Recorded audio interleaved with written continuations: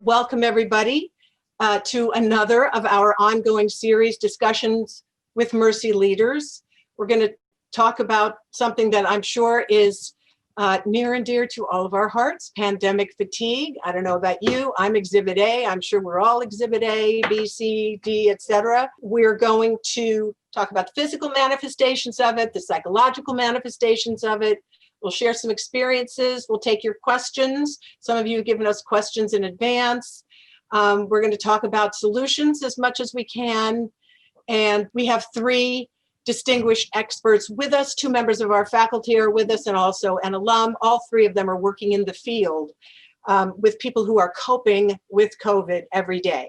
So we thought we would start by sharing with you just the thoughts of a student that we ran into at our Bronx campus the other day. Her name is Jasmine Ramirez. She's in the Accelerated Nursing Degree program. And we said, what stress do you associate with COVID? And here's her answer. The most stressful thing about COVID is having to change basically all the normal things in your life, the routine, and just trying to find a different way to get the same things done that you were doing before, now in a different way, because COVID-19 has just really inconvenienced your routine, life and what you do and how you do it and how you interact with people, and whether it's, childcare, now it's no longer available, or how you travel, everything. It's affected everything. You have to change basically your entire life and how you function to get the same things done. I don't think people really understand the amount of stress that this pandemic was going to create for one. Some people may not experience it that much because they have the family and social support that they need to get through. But that's not the same for everyone. Not everyone has the same social support and family support to help them get through. Who can take your kids because you now have to run errands, or you need to go to work, or you need to go to school, depending on the type of work that you do, and the child is not available. So what happens to you then? It's a lot. It's a lot to process. It's a lot to deal with. Many alternatives having to come into play to basically make it feel like it's not affecting you, even though it is. Does that ring a bell with anyone? I'm sure it does. That is what Jasmine, yes, I see some thumbs up. You are absolutely right.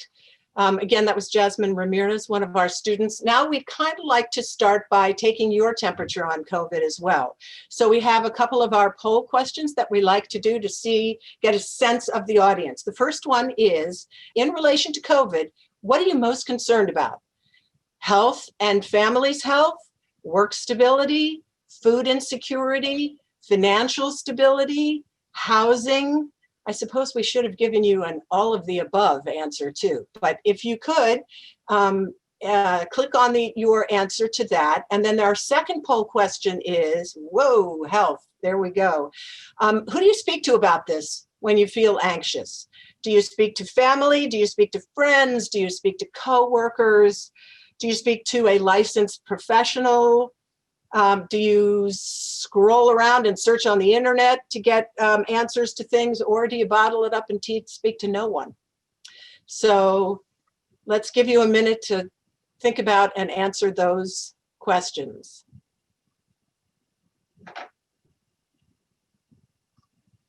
And yes, on the first one, I can definitely see families and health is top of mind for all of you. And good, not very few of you are speaking to no one, so that's good because, geez, we got to speak to someone. So our two winners here, such as they are your chief concerns being your family health and your health. And most of you are talking to family members about this. So we'll talk about these poll results and a lot of other things with our experts who are with us today, and let me introduce them to you. Kathleen Kenny Riley is with us. Kathleen, can you raise your hand just so that we can see? There you go. There she is. If you have the gallery view on, you can see who she is. She's an associate professor in nursing and a pediatric nurse practitioner. She's taught at Mercy for 8 years, and she has practiced in the pediatric emergency room at the Children's Hospital in Montefiore in the Bronx for 29 years. She experienced COVID-19 in the ED, caring for children and adults presenting with COVID, and she has participated in helping to train nurses to care for these patients, these complex cases. Dr. Ori Shinar is with us. Ori, would you, there you are. He is a tenured associate professor of psychology at Mercy. He has been the director of our Student Counseling Center for 19 years. And prior to joining Mercy, he served as a staff psychologist at Long Island Jewish Medical Center, Hillside Hospital, and Schneider Children's Hospital. And over the past 20 plus years, he has specialized in cognitive behavioral therapy. So we'll maybe see if that kind of therapy might have some usefulness, Ori, for us now. We'll get to that. Finally, Tamika McKnight is with us. Tamika, where are you? Would you raise your hand? And there she is, right there. She is an alum, class of 15. She's currently the residential director of a psychiatric hospital, supervising both professional and frontline staff. And she has dedicated her life to working with underserved communities. So I want to start with talking about one of these poll results. I know that will seem sort of random. And Kathleen, I'll just start with you because I'm looking at you there. The final polling results said almost no one talks to no one, which is good, I think. But I wonder what your thoughts are. When I talk to people, I end up more stressed than when I started out. I find that people are, in fact, oftentimes more nervous about COVID than I am, and it doesn't help when I talk to certainly family and friends about this. Do you find that? Is it good to let it out somewhere? Well, I think, and I know Ori can probably speak to this too, that first of all, on top of doing the things, I have 10 siblings. So hearing, and a mother who's 91 years old that we just put in a nursing home 2 weeks before COVID. So it can be overwhelming. I think, when I get my family's looking to me for answers because I'm what I see in the hospital. And I think what we've learned at the hospital and in talking to patients and others is that one of the difficulties is uncertainty. And we're all living in a world of uncertainty right now. And it's, that's what makes it really hard when you can't say, I don't know, I'm not sure.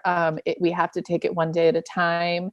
So I think in talking to people, what I really try to just do is reassure them that, yeah, it's scary and yeah, it's uncertain, but together we can get through it and together we can help each other. What I find is among even my siblings is that one day one's having a better day than another day. So I ask the person who's having the best day to text us all, in the morning. We do a sort of, we can do this text to everyone.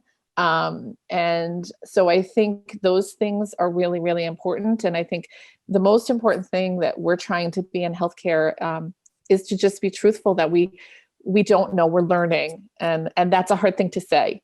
I think if we told everybody, that's what I said to my sister the other day, if I told you that it's going to be over in April, everybody would actually be able to say, okay, I can make it till April. And the hard part right now is that we don't know. And as we're seeing the numbers increase right now, that's even scarier. It increases your level of uncertainty. So I think finding people, finding something positive to say. One of the things I say to my siblings before we get off the phone is, I know how this was a bad conversation, but let's think of one positive thing and let's take that from there. So, that's just my suggestion. Now that, I don't know if Ori wants to build on that. Ori, do you have any thoughts on that? No, yeah, I agree about the uncertainty. It's we lose what we really want the most, which is to be able to control the world around us. And we do that every day, and the safety measures we take and how we care for ourselves and our family. And this is one of the first times we can't really say, hey, I know what I'm going to be doing next month. I know what it's going to be like next month. And the problems that our students are coming in with the counseling center are for the most part the same types of problems, but we were talking about this morning with my staff. They're more intense, they're more acute.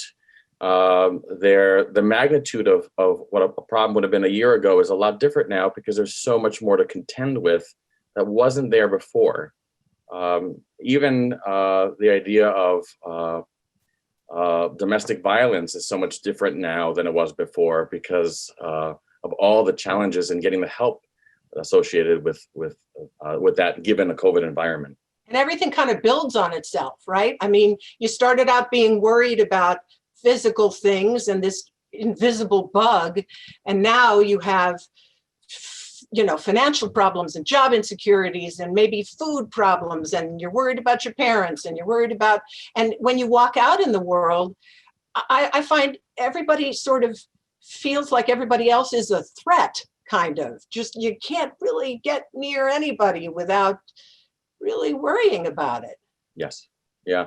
We're humans and we're designed to be connected, and everything right now is so disconnected. And that goes against our biology. And we're designed to be together in a group, in a clan, in a tribe. And that doesn't exist. And that's evidenced by how separate we are right now on a computer screen. We're doing everything we can at the counseling center to allow connectedness to occur, even if it's virtual. Tamika, you have been working with people who were vulnerable to start with long before this bug walked into our lives, right? I mean, those who didn't have a lot of money, those who might have had food insecurity already, those who were really sort of up against it personally, financially, physically. What are you seeing in the people that you work with? Well, the population I work with, initially they were having, traumas and, were in crisis to begin with. But the pandemic has, made that substantially more. And everyone, no matter what, is dealing with stressors. And those stressors are far more increased by the pandemic. And if you had little to begin with, and now the pandemic has really, truly impacted your life, it's unmanageable at best. But, I try to encourage the people I work with to have good coping mechanisms, seek out support systems, and, really rely on faith. And faith is whatever that looks like to you. And also, develop different strategies. And what works for one doesn't typically work for the other. But it's really trying times for the population in which I serve.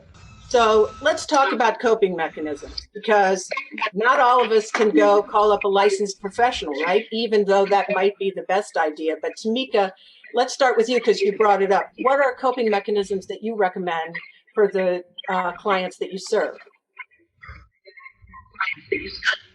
Well, coping mechanisms can vary. It varies on the person and their level of comfortability. A coping mechanism can be something simple as taking a walk. A coping mechanism can be something as lighting a candle, speaking with whoever you identify as your support system, maybe taking time out of your day just to sit quietly, peacefully, just be alone with your thoughts.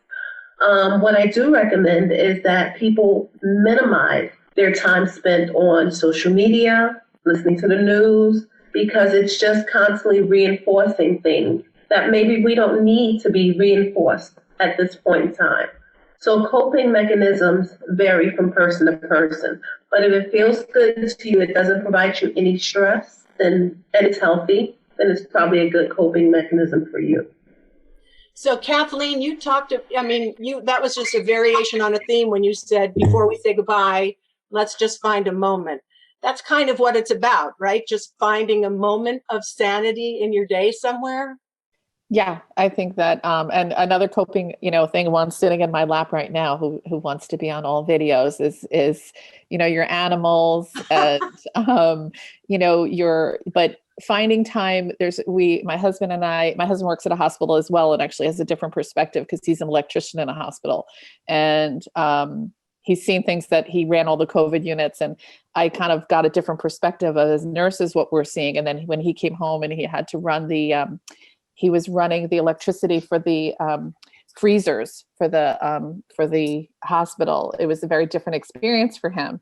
And I sort of had to change. I'm so used to coming home and talking about what I see in the hospital. And we sort of had to change that. We come home, and as Tamika said, no TV. We usually put a little music on, and we just kind of sit and talk about, what our future, what we want to do when this is over, and also just, something good about us. And we've started playing games. Yahtzee has become a really big thing in our house. But I think it's just finding those moments. And even if it's literally a half hour Yahtzee every day, that's our half hour of no TV, no phones. I turn my Zooms off and my emails off. And that's almost like it's like a restart. It's like flipping the switch that we're restarted, and we always feel a little bit better. And we know that we're going to have that half hour no matter what. We're making sure we do it. We're big bogglers in my home. That's the game that we play a lot. But this social media, this question of social media is interesting. Ori, I mean, you said it. We're social, right? And we're meant to be connected. And social media is a way that connects us. And yet it also gets everybody riled up. I'm just sort of wondering what you think about the tension between wanting to connect and sort of wanting to be a part of the flow of the world, and yet having that be a huge source of agitation sometimes. Yeah, no, social connectedness is important, but it really depends who you're connecting to, who you're listening to, where the feedback is coming from. It may not be the right source for you. Social media can be a godsend because it's connecting you to people, and when in a time where you're disconnected. But sometimes the things that you read and the things that you see could be catastrophic. Some people on social media are communicating it in an apocalyptic way, and you cannot be apocalyptic. This is awful. This is terrible, but this is not the new normal. I don't like that terminology. It's a temporary normal. It's not forever. This will go away, but focusing on when will this go away, how long will it last, and all these things, and what people are prognosticating, that's dangerous territory. We really work hard in the counseling center and with our students to remind them to live in the here and now, to stay as mindful and focused on today. Not even next week or the month or next month, but just day to day, to stay more focused and not listen to all the noise. You can sort of understand, though, why people get apocalyptic about it, because this is absolutely playing to our worst fears. Mm-hmm. Yeah, we are one of the, when you think about psychological theory, one of the most basic needs, this goes back to Maslow, is the sense of safety and security. That's what politicians go after. They let us know, hey, we're the ones who will keep you safe, and we respond to that quite vigorously. But if we listen to too much noise that tells us everything is dangerous and the world is falling apart, and there are conspiracy theories, it can be too catastrophic, and then our thinking starts to become catastrophic in our daily lives. We apply it to everything that's around us that can go wrong, and that's when it becomes irrational in our thinking. That's where cognitive behavior therapy comes in, to correct that irrationality and inject more healthy, more adaptive thinking. Now, first of all, I see a question in the chat from my friend Denise, who is asking me if this is going to be recorded and sent out to everybody. And the answer, Denise, is yes, it will. So we can make it available to you. I should have told you all this at the very top. We're recording this. And now I do see Tom Abenanti, by the way, on my screen. So Tom, if you want to unmute yourself and say hello to the crowd. Tom is an assembly member from District 92, which includes Dobbs Ferry, where one of our campuses is. Tom, can you hear me? All right. Well, I'm going to hope he comes back because I see him. So I know he's with us somewhere. And again, Tom, thank you for so much for being with us. I want to talk about dealing with this in different age groups. So for instance, Kathleen, kids, what are some strategies? I mean, what are some things to know about how children will absorb pandemic fatigue and how they might show it and what you can do about it? So one of the things is that children take their leads from their parents. They can feel whether you think you're telling them or you're protecting them. They can feel what you feel. So again, it's being open with them, being honest with them, but also reassuring them that you are there to take care of them and that they're okay. I think what Ori said, we do teach parents you can only take it one day at a time, and sometimes we tell them you can take it 1 hour at a time. That children are cognitively not able to process a lot of this, and you have to actually explain it at their cognitive level, and understand, we're seeing more discipline issues with toddlers acting out. And one of the things we tell parents is that they can't actually, you're asking too much of them. So you have to, give it to them in pieces and explain it at their level, which sometimes, for our level, we don't even understand it. So trying to explain it to a child is very, very hard. But routines are really important. We're really emphasizing to parents to try to have as close a routine as possible for them, even if it's a new routine, but creating it. Routines are really important to all of us, to be honest. But children really respond well to structure and routines. So, having, again, some time where the TV's off, the Zoom's off, the school's off, and it's family time, just even if it's reading a book, or if it's playing a game, or if it's putting music on, but really trying to build in some of that connection time to connect as much as you can with them, and really giving them some sort of structure, because they respond well. They want structure. That's what we all want. I mean, I can imagine what do you do with the child who says, "Mom, Dad, I'm sick of looking at a screen and trying to learn and going to school this way. I don't want to go to school this way." I think, acknowledging it, that, I don't want them to go to school this way either. And sort of finding ways then to, well, if you do this here, let's get through this, and then having time away from the Zoom and away from that time. Well, you're going to do this now, but later on we're going to do this. I actually have 3 sisters who are teachers. So I hear it from both sides, and my 22 nieces and nephews, it's very interesting to hear both sides of it. But it's really just time. That's a limited time, and we're going to take time away from that, to spend time later doing more fun things and getting, it's very hard as the winter comes, getting outside, but, bundling them up. They can still go outside even if it's cold, and bundling them up and getting them outside in some air. And, even if it's like Ori was saying, or I think Tamika was saying, taking a walk, doing something that gets them, we know that increases their endorphins, and that it also gets our kids with ADHD are having significant problems sitting at that. One of my sisters who does this actually told my other sister that, have him go outside and run around for an hour right after the Zoom's over, and then have him come in and do his homework standing up, and it's working beautifully. But it's, wow, it's just what they need to get it out. And so do we. Some of us are, we sit on a Zoom all day long, and your body hurts, and you're like, why does my body hurt? I didn't do anything all day. But, so it's getting them out, outside, even though winter's coming, we can get people outside. It's important to do. And Ori, you are running our counseling center, so your focus, among other things, of course, is our students. And you said they're feeling it much more intensely and acutely this year. So what are you telling them in terms of how to cope? Well, it's a good question. I was thinking about your question earlier, Edie, about children, and Kathleen answered it quite well. And I was thinking, as Kathleen was answering it, it sounds exactly like the college students. It's not dissimilar.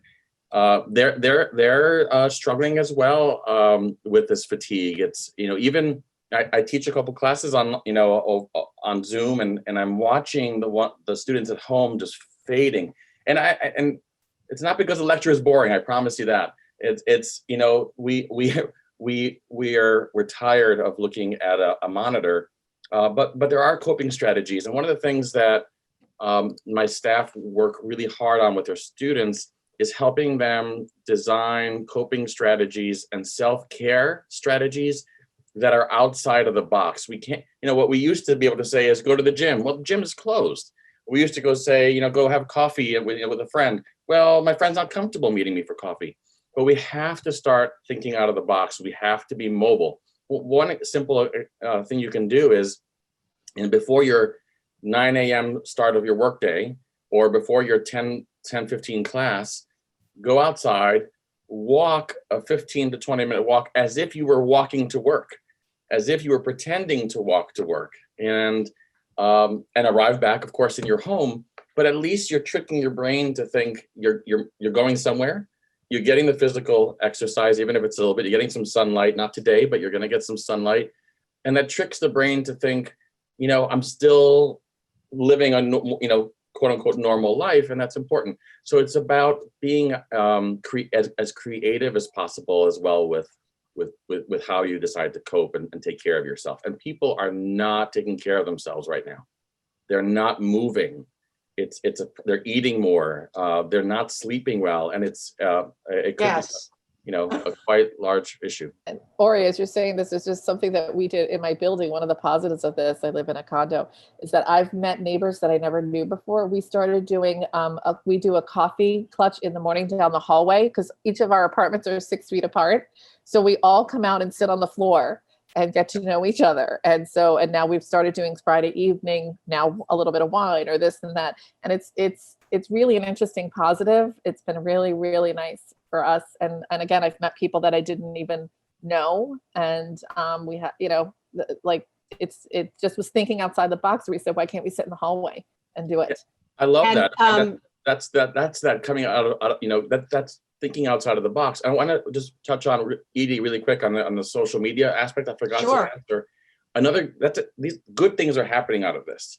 For example, from the mental health standpoint, I just talked about this morning with my staff.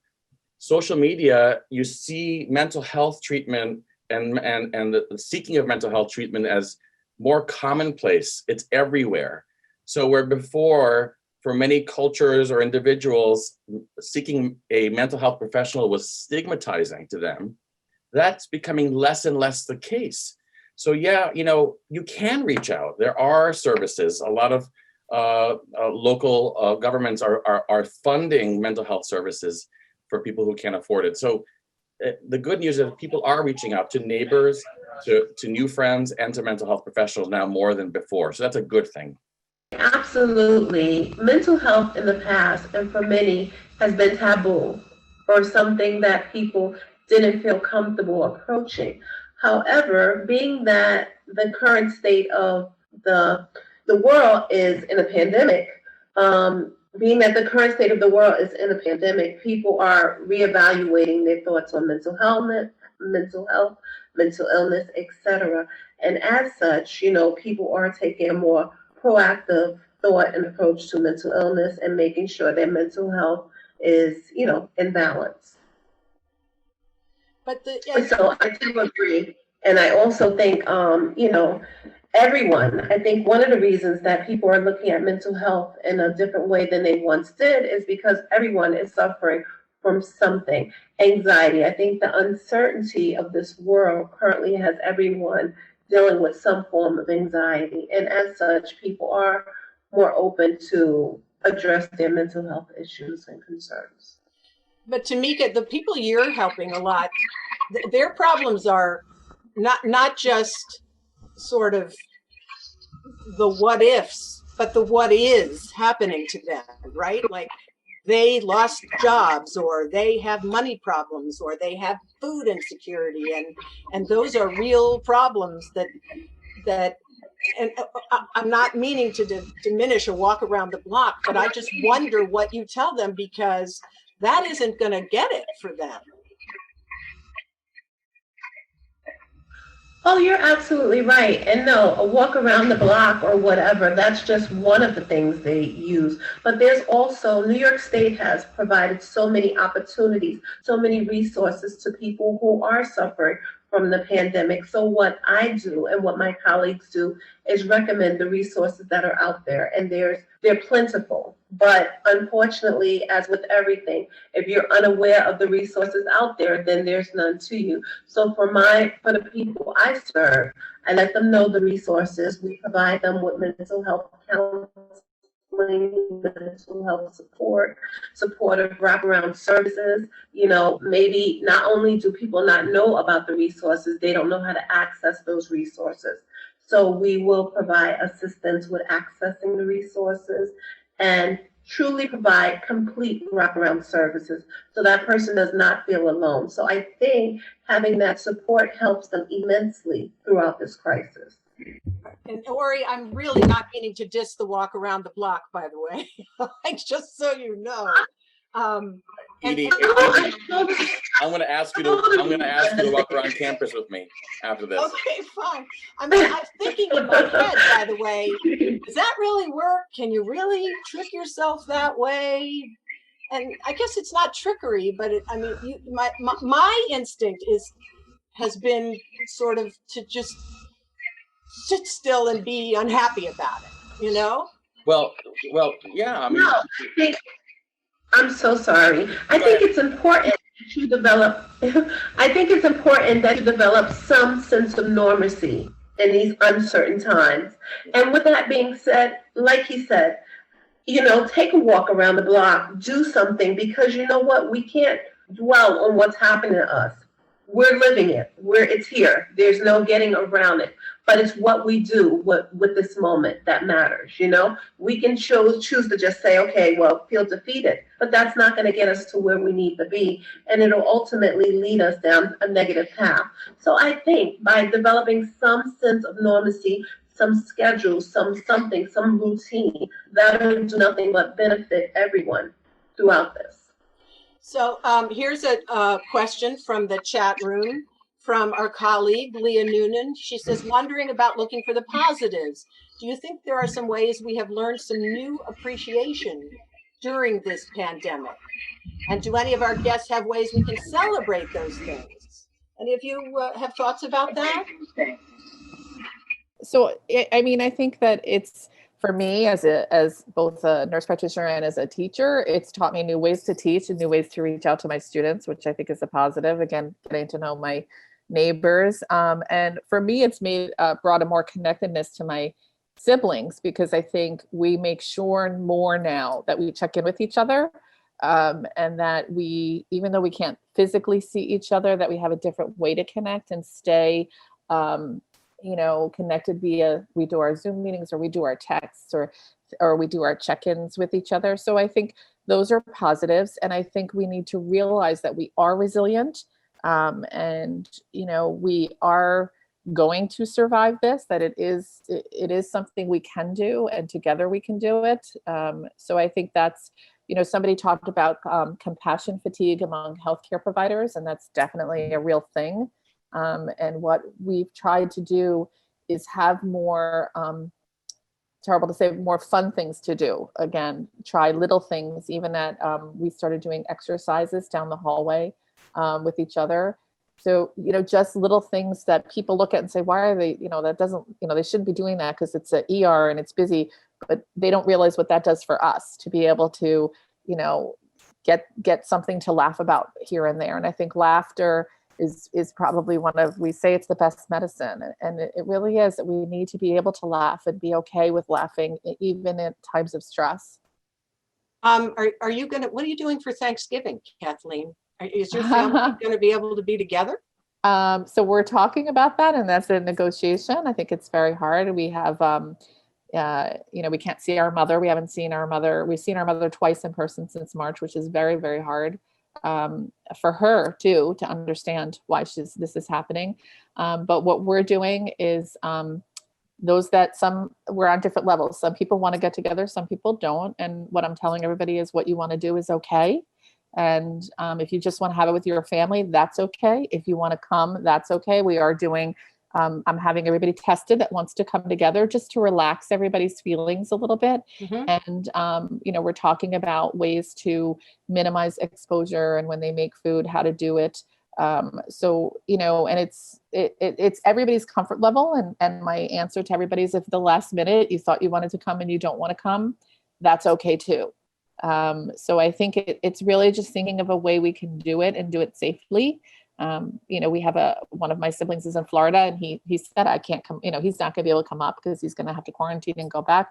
So, he's going to have it with his family, and we'll miss him, but we'll connect that day. But I think it's really trying to figure out how to do it a way that every single person feels safe and okay. And it's okay to say, I love you, but I don't feel safe coming, and that's okay. And then there's my 93-year-old father who wanted us all to come for Thanksgiving, and we didn't. And his view is, forget the bug. I'm 93. I've lived this far. I want you all to be around me. And we had to make a hard call not to do that, even though he wanted it. Yeah, I find there's certain generational, I don't know, Ori, let me ask you, are there generational differences do you see in how people respond to this? I've heard this, that, sort of the very eldest among us is in some ways the least worried about this. I'm sure, to be honest, I really don't know the generational differences besides what I'm hearing in my professional and personal life. It's a person-to-person situation. I was just thinking about the positives that are coming out of this, and the earlier questions, and those that might be doing better are those that are feeling gratitude and feeling humbled by the people that they do have in their lives, the people that are stepping up in their lives. And I just, when I look in the news, I try not to look at the negative stories. I look at the health workers that are putting their lives on the line every day, and that such gratitude for that, and there are people like that out there, or just the people in my life who have reached out and say, Ori, hey, you doing okay? You're always taking care of everybody else. How are you doing? And to know that those people exist in my life is I'm very thankful for, and I think that's what we should do, is to look for what we have, what we're blessed with during this crisis.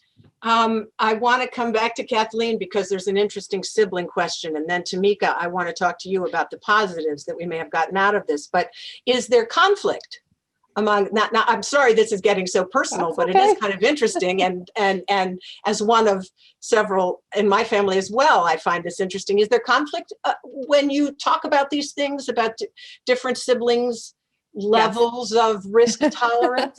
Yes, there's a lot of conflict. And again, it's I can give an example of one of my sisters who brought my niece home from college because she tested positive and she's on isolation. She brought her home and she wanted to bring her this weekend to see some of us who were going to go see my mother. And I said, no, you can't do that. Like, you decided to bring her home.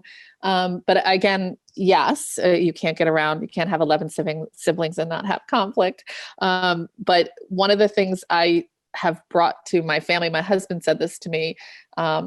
He said, you want to get out of this loving your siblings and you want to love everybody, and we can agree to disagree, but we love each other. And that's sort of how we approach it. And again, saying it's okay if we did have a family thing for graduations that we had. What my brother-in-law didn't want to come, but my sister did. And I said, but that's okay.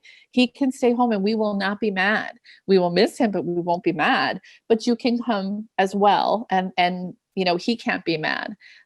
So I think, again, it's just being open and honest and being able to say, I want to see you, but I'm not comfortable seeing you. I have a brother with a chronic illness that we have not seen since March, and that's very hard for him. And it's very hard for us. And we try to stay as connected as we can with him. But, I think, yes, there's controversy, but we have to accept that everyone's going to feel differently and everyone's going to approach it differently and go at it with, I want to get out of this loving you. And that's really the mantra we're using, is that's how we want to get out of this. Right. So Tamika, do you think that there are sort of new positive aspects that we are getting out of this? Absolutely. I think we're having the opportunity to spend more time with our families. I think work environments are starting to rethink what the work environment looks like. I think we're starting to appreciate everything, like every little detail. I think we had got so fixated on the day-to-day grind that we didn't stop and smell the roses.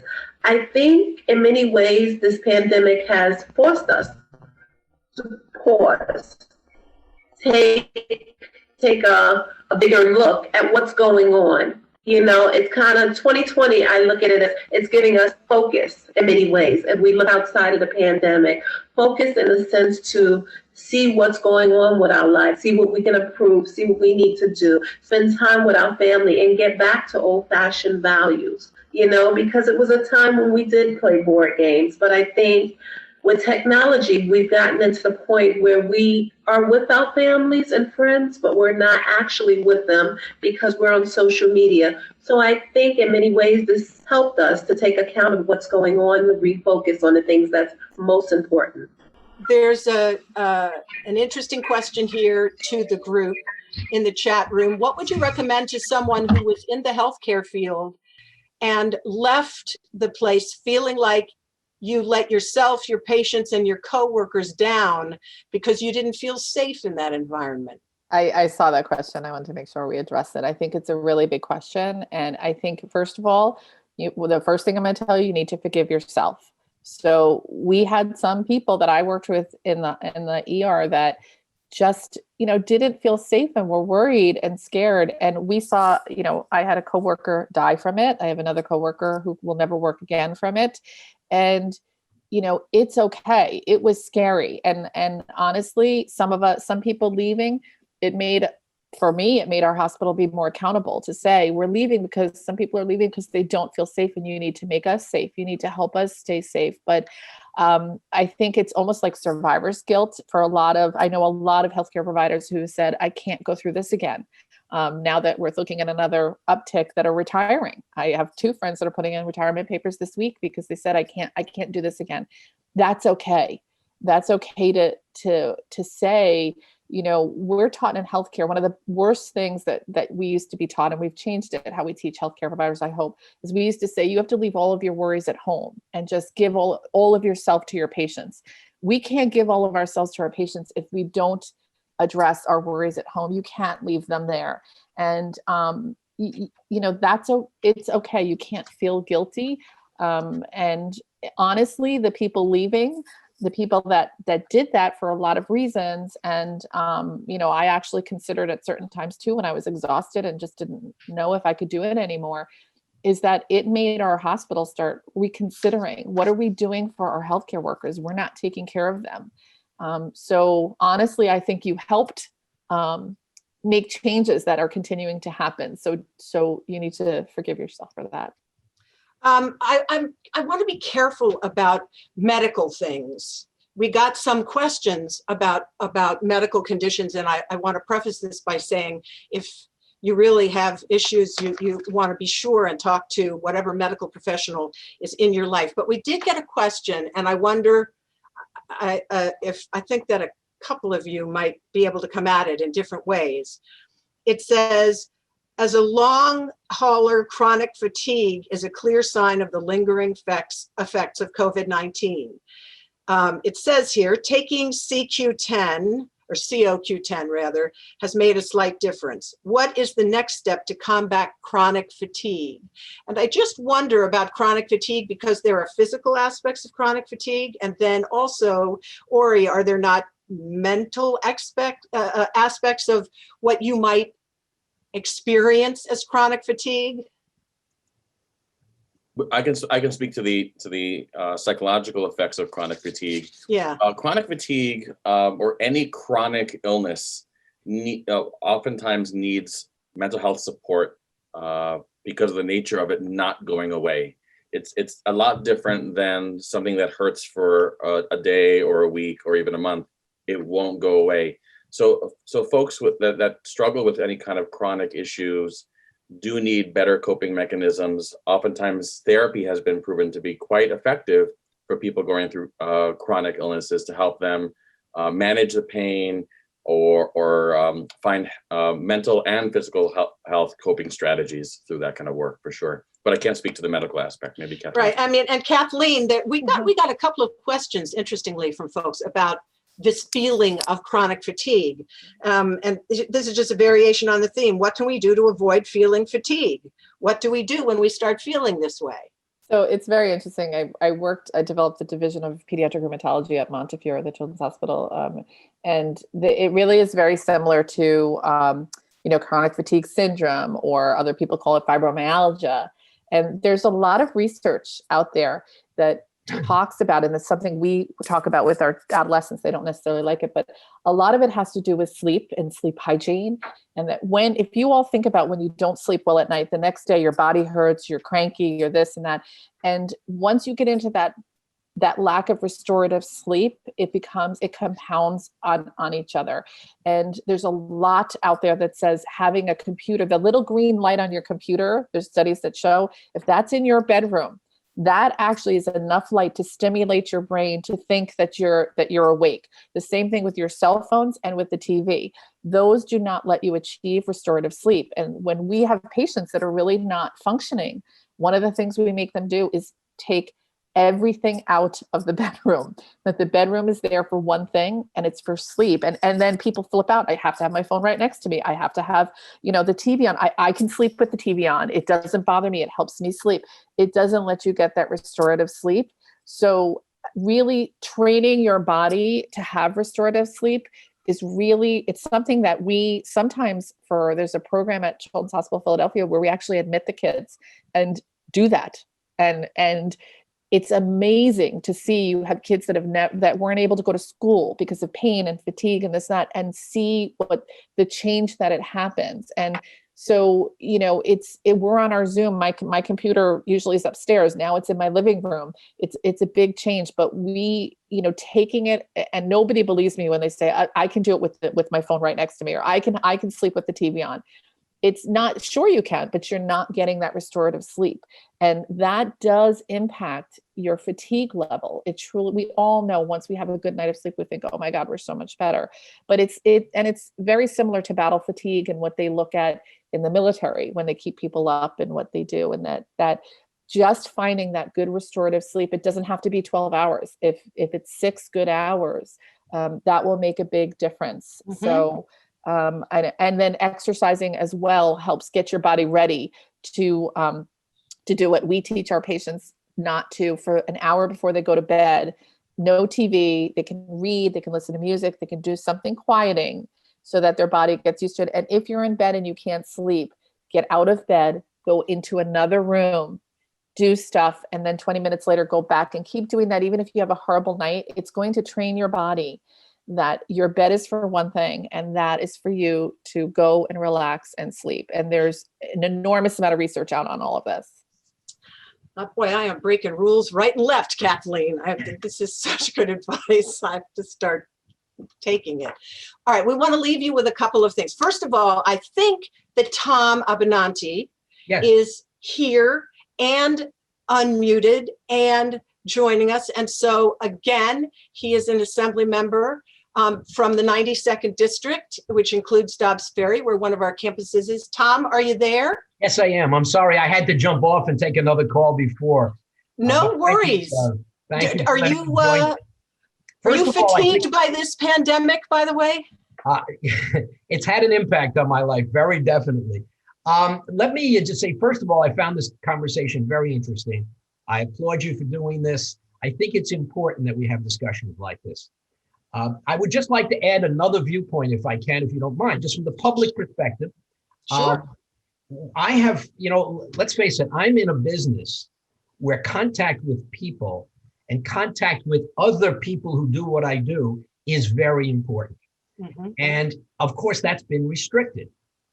And it makes it very difficult for us now to work with each other because we've been working remotely. And so instead of having 150 assembly members in one room talking to each other and having lunch and exchanging ideas and whatever, we now have to do this remotely. But what I've seen from that is a positive and a negative. Number one, I think some people get closer together. We've had some Zoom cocktail parties to try to bring people together.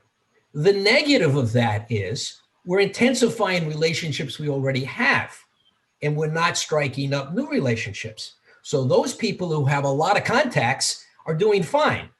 Those people who had a narrow group of people in the first place are now isolated. And I don't know how you deal with that. I mean, in our situation, I suppose I could start to contact, other assembly members who I don't have much of a relationship with. But what about the normal person on the street? What about the person who works in a very small office? How do they don't bump into people over lunch anymore. They don't see people in the elevator. So how do they deal with this situation? The second thing that I see here is that perhaps viewpoints are being intensified, and as a result of this. Now, I've seen in the political environment here, now a lot of this could be attributed to, a Democrat. I'm very strongly a Democrat. I don't know if we got Republicans on the line here, Trump supporters, whatever. So some of this could be, given the result of the way the president has approached his campaign. But I think a lot of this is also because of isolation. And people are now going back, that Google gives you what you want to see. Facebook gives you what you want to see. And you're not meeting people on the street where you can get a contrary viewpoint. And so I see it in the political world. Is this happening in other parts of people's lives as well? Are their existing views being intensified? I mean, we're social animals. We want to have contact with each other, and we need contact with each other to grow. Is this pandemic stunting our growth? So are you finding a way to reach out to constituents you don't know? Well, I do emails, and I try to grab emails wherever I can grab them. Right. And I have gone on social media now a lot. But still, that's going to be a limited number of people. I haven't figured out personally how to break outside of that system that Facebook puts me in, right? It's going to give me the same friends over and over again. Twitter, it's the same thing. So how do I break outside of that to reach other people? I've also noticed the intensity of the negatives coming back is much stronger. When I send out something, people who don't like it come back nasty. I haven't seen that before. It's not really any different than what I used to talk about before, but people now, for some reason, much more sensitive. So I think the pandemic is having a major impact, but as you said, both good and bad. I mean, I've had a chance to have, cocktails with people I haven't seen in a long time, family members, we did it for somebody's birthday, several birthdays, in fact, maybe for Thanksgiving, we're going to do the same thing. We're going to do a family Zoom with my family and then my wife's family and friends and whatever. So I'm seeing people and talking to people I haven't seen in a long time because they're in Boston, they're in Colorado, whatever. But again, it's that same small circle of people. I'm not at the supermarket shaking hands with people talking. And this is going to have an impact on our democracy, but it's also going to, have an impact on as you guys were talking about, the personalities of people. Right. Tom, thank you so much. All those observations are very, very important. We do sort of end up in an echo chamber, as our colleague Eileen Niedzwiecki just pointed out. We're going to have to start to wrap this up, but we didn't want to wrap this up without giving you all just a moment in your day of sweetness. So a little housekeeping first. We have another one of these conversations that are going to be coming up on December 3rd.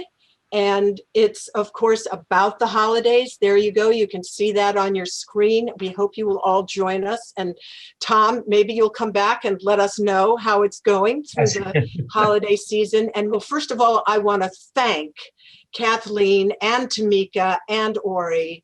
This was fabulous. And we are going to put this out for people to watch when they want to and listen to. And your observations are so appreciated. And this is such a tough time. So thank you very much for being with us. And now we have a member of our counseling department, Caitlin Mercurio, who is going to lead us in a few minutes of a guided meditation. Caitlin, are you there? I am. Thank you so much. Oh, so happy to see you. All right, you take it away, and then that will be our goodbye for the day. Thanks, Caitlin. All right. Thank you so much for having me today. Hi, everyone. I'm Caitlin Mercurio. I am a counselor in the Student Counseling Center here. I'm so glad to be with you today. So as Dr. Shinar mentioned earlier, one of the things that we work on a lot with our students in the Counseling Center is finding ways to help them stay present and focused on the current moment, especially right now. One of the tools that we use a lot to do that is mindfulness. So for anyone who doesn't know, mindfulness is simply the practice of bringing awareness and attention to your present moment without judgment, without trying to change anything. And we're all going to practice that together now. So for the next few minutes, just follow my prompts. If you notice your mind wandering, which you probably will, that's okay. Simply note that it's happening and gently guide your focus back to me. So please get comfortable in your seat. Bring your awareness and attention to the sound of my voice and start to slow your breathing a little bit. I'd like you to start breathing in through your nose and out through your mouth. And if you feel comfortable, you are welcome to close your eyes on the next out breath. And let's just gently release any obvious tension that you're experiencing in your body, especially in your face, your neck, your shoulders, and your stomach. Continuing to breathe in through your nose and out through your mouth at your own pace. Pay attention to the sensation of the air as it comes in through your nose and goes out through your mouth. In through your nose and out through your mouth.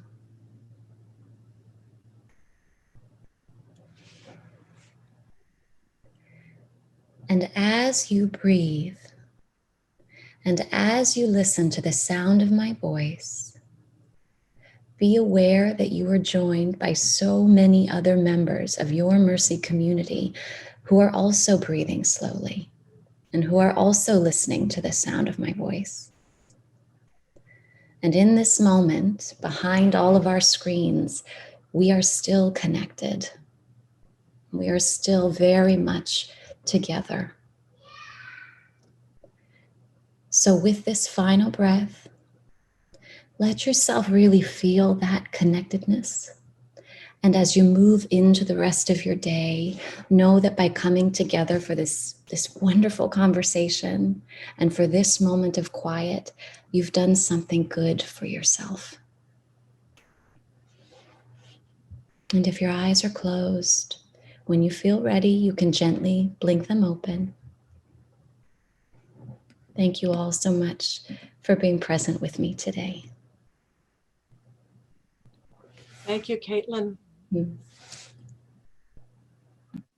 I'm not going to add too much to that, everyone. Thanks for being with us. Have a great day.